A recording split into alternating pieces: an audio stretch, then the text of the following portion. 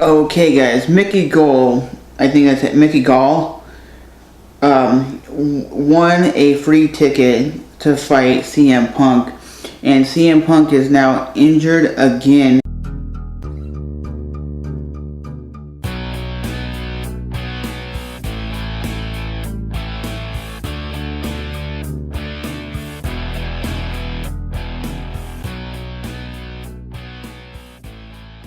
Delaying his first MMA fight ever, and I don't know if he's training too hard or he's just prone to get injured because of his WWE, but he's not going to be fighting anytime soon. So is he going to make a fight at UFC 200, 201? Because we know Dana White wants everybody to be ready for UFC 200 because that's the biggest event in UFC history. They're going to put on the biggest fight card ever with some Gracies and trained a little bit here and there. We don't know if he can strike, and he's injured twice. This is a second injury. So as always, guys, what do you guys think? Is he ever going to return to the MMA world, or is he just not going to be around? Because honestly, it's just getting to the point it's kind of boring just to keep talking about CM Punk joining MMA. Everybody keeps talking about this Kimbo Slice, Data 5000, Data 5000, whatever his name is. And look at this. Read this. And you see, you have Kimbo Slice versus this dude. They're not real MMA guys. They're really not. They're just backyard street fighters. That's it. To me, it's stupid to talk about. It's stupid to have them. Maybe have them on the prelims or some shit. I mean, to be honest, I don't even see that being a worthy fight. It's going to be boring as shit. People have no gas tanks. They're going to look sloppy, and people are like, wow, that's high level MMA. No, it isn't. It's garbage. Everybody's not talking about UFC 197 preview. Daniel Cormier ready for a second shot at John Jones right here, baby. And you can definitely tell this was a good fight, the first fight. And I think John Jones has the ability to come in, and if he comes in and just mops the floor, everyone's like, damn, that fool's a beast. But John Jones is actually training all year round now. So before, he said he wasn't taking fights serious. He would just come in and train here and there. He's a genetic freak. Basically what that is, he's a guy who can come in there, throw down, and he has great skills. And his long reach is one of the reasons why he won a lot of fights. And that's what he did. He won a lot of fights based on his long reach. You look at his very first UFC fight, his boxing was sloppy. He was still throwing spinning back kicks, spinning elbows, and now he's just a murderer. So Miesha Tate's coach assumes that Miesha Tate can knock out Holly Holmes. And if you look at highlight videos, type in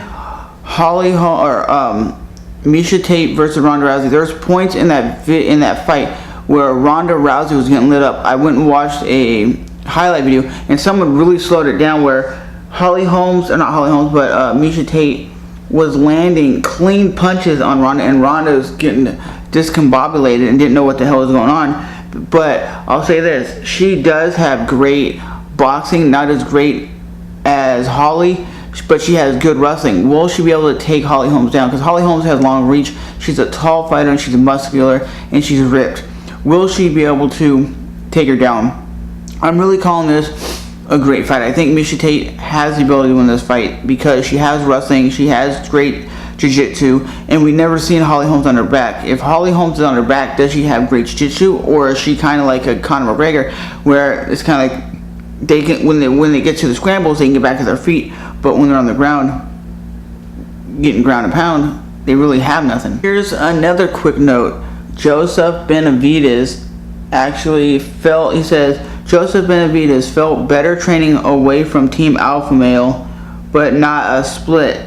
So basically, he's saying he felt better training somewhere else, being in a fresh environment, than training in the same stale place. When you're doing the same shit every day, it's not going to improve your skills or improve your videos or improve anything in life. You got to switch it up. That's why they say sometimes you got to get out of your comfort zone and move somewhere where you don't know anybody, and you can start doing anything and everything because you don't have people judging you, people looking on you, and you can just do whatever you want. And that's what I think he's doing, is training in another facility, and that's why he's getting better. Does Joseph Benavidez deserve a title shot? Yeah, I think he does. I think he's number one, and then after the next title fight, he should get to Demetrius Johnson. But I'll never count out Demetrius Johnson. Demetrius Johnson, ever since he lost to Dominic Cruz, has been a complete beast. Going on like a 7-8-5, what is he, like 9-time defending his title. He's probably the best pound-for-pound fighter in the UFC. You guys think this is the number one contender shot?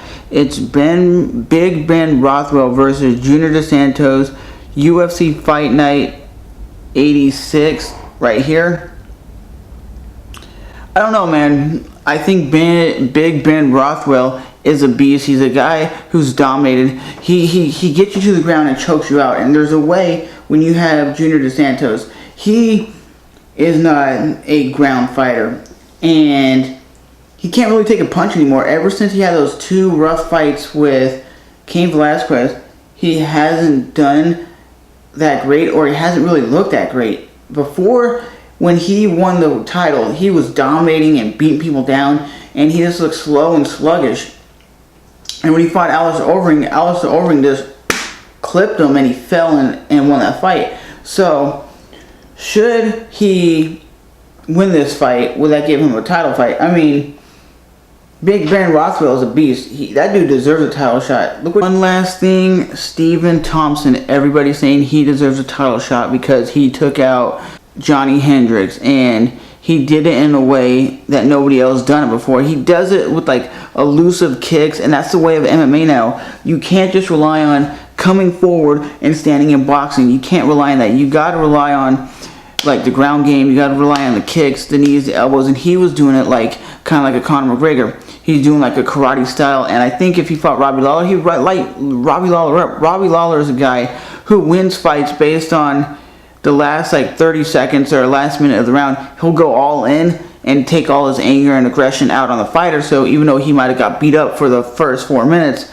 the judges only see it as, okay, he won the last 30 seconds, so they give him the round. So I think with Josh Thompson, the way he was kicking and beating down Johnny Hendricks, he deserves a title shot, and I think he will win that title and remain the champion, because there's not a lot of guys who can stand and bang like that. CM Punk is 37 years old. Okay, so he's 37 years old, and that's really at the end of your athletic career. Usually you're not even competing at a high level anymore. But as always, will CM Punk, today's common question is, will CM Punk make it to an MMA fight in the UFC? And if he does, will he win in dominating fashion, or will it go to the judges' scoring card? As always, I'll see you guys in the next one.